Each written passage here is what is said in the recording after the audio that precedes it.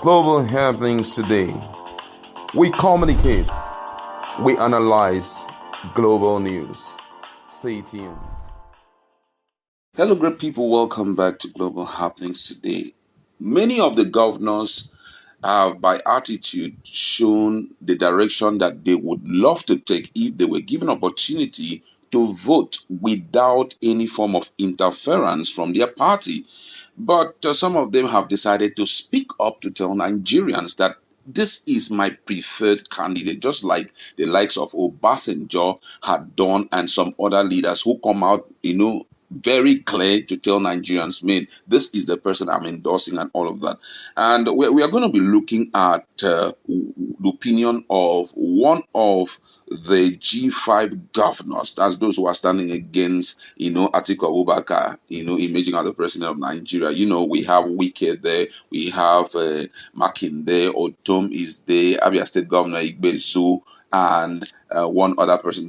All of them are part of that group. But Ortom himself had decided to make it very clear who he will vote. And he said, it is Peter Obi.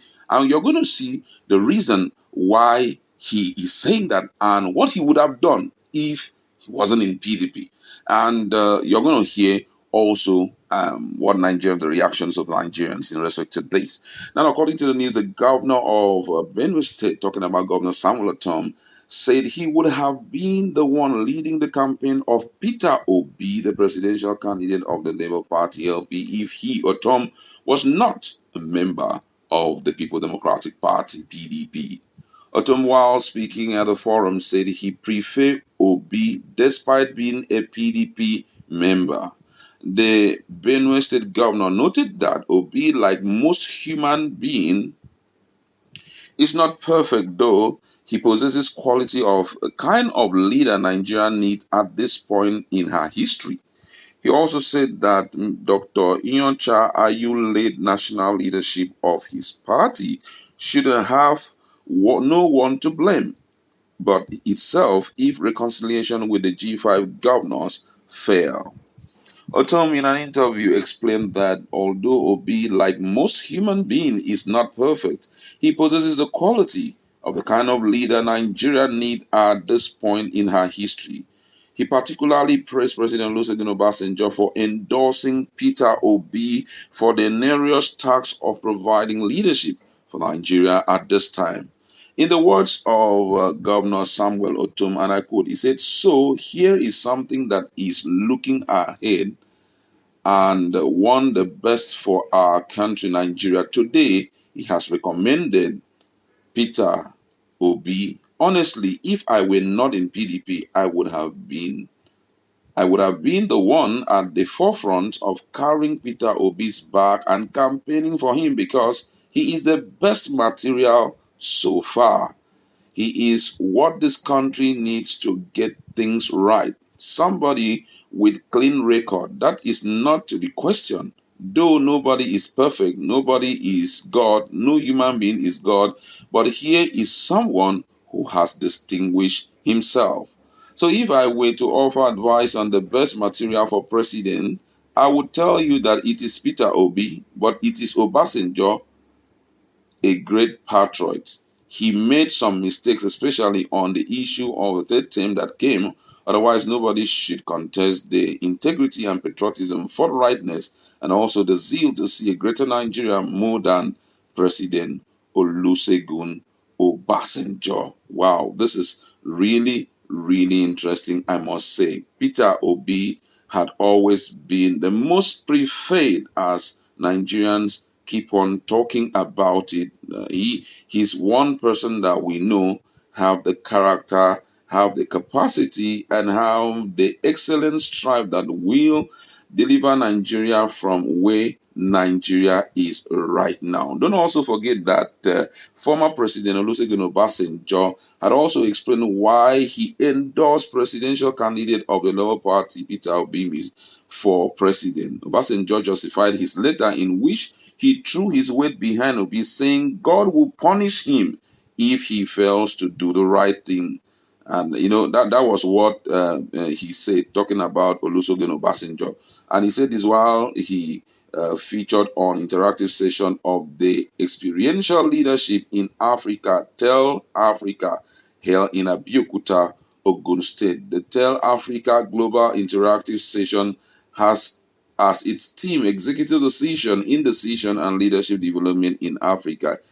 President Olusegun Obasanjo, however, declared that only unpatriotic and bad Nigerians will vote for a candidate with bad character in the forthcoming general election. The former president, in his New Year message in Nigeria, entitled "My Appeal to All Nigerians, particularly young Nigerians, through his support behind Peter Obi." And, all of this has generated a lot of reaction. Ortom also said he would queue behind Olusegun Obasanjo, while Olusegun Obasanjo outrightly say he endorses Peter Obi. When he did that, a lot of people talk back. But guess what? The man is a former general. He's not moved. Some of them are even trying to dig out some of his bad antecedents. They're talking about some of the things he did wrong, especially going for a third term. We saw, if you check our video, you're going to see that video where the former governor of Abia State, Ojuzo Kalu, who is currently a senator, came out very strong, exposing some of the things that Olusegun Obasanjo did against him